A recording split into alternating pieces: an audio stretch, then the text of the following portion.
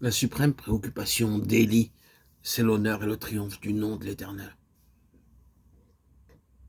À cet égard, la scène du Carmel représente certainement le point culminant de son témoignage. C'est dans les heures critiques que se révèlent les vraies dispositions de cœur. Élie nous apparaît dans une lumière qui ne laisse subsister aucun doute sur sa véritable attitude intérieure. Sa personne, sa réputation, sa vie, il les compromet, là, au suprême degré. Tout est perdu pour lui si Dieu n'intervient pas.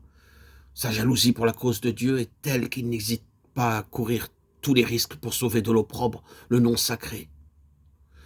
Dieu a été publiquement déshonoré par la nation, et s'il ne saisit pas cette occasion pour restaurer un témoignage à sa souveraineté, c'est en fait de son serviteur. Il n'aura plus qu'à disparaître.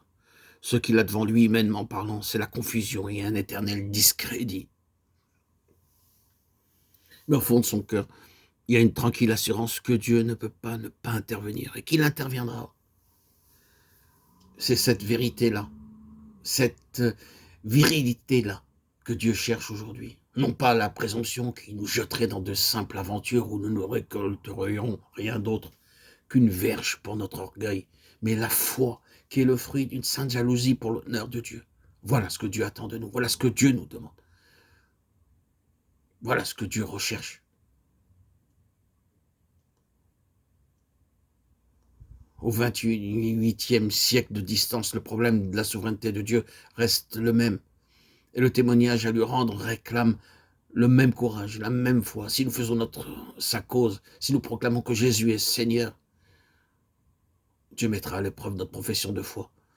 Toutes les puissances rivales nous jetteront leurs défis et nous acculerons dans nos derniers retranchements. Il ne nous restera plus alors qu'à accepter les risques suprêmes et à nous mettre comme Élie à la merci du dénouement. Le plus que nous puissions perdre, c'est notre vie. Le Seigneur Jésus n'en vaut-il pas la peine? Mais c'est cela justement le témoignage de Jésus. Pour moi, vivre, c'est Christ. Sera toujours l'argument suprême pour un tel instrument.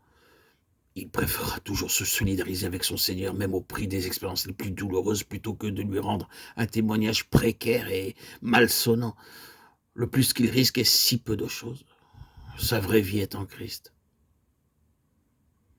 Et l'incompréhension de son entourage, l'opprobre des hommes, la mort même, ne saurait lui enlever son bien le plus précieux.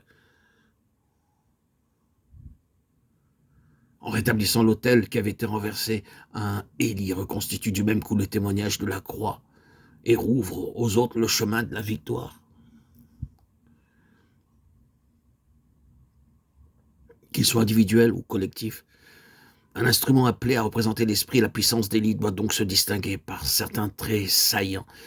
Il y aurait encore beaucoup à dire sur ceux d'Élie, mais nous en savons assez maintenant pour que chacun soit au clair sur l'exemple que Dieu nous propose.